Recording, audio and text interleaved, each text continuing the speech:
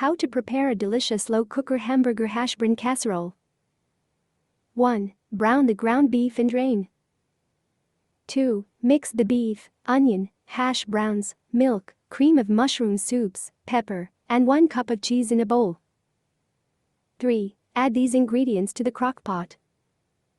4. Cover and cook on high for 3 hours or low for 6 hours. 5. Top with the leftover cheese mixtures for the last 5 minutes of the cooking time. 6. Serve and enjoy. Find the ingredients list and many more yummy recipes on our website, slowcookersociety.com. Enjoy!